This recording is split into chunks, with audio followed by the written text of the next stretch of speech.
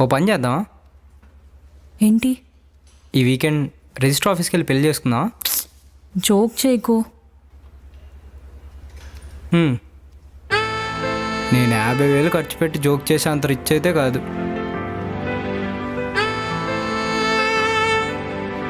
Will you marry me? అయితే నా కోసం స్మోకింగ్ మానేస్తావా?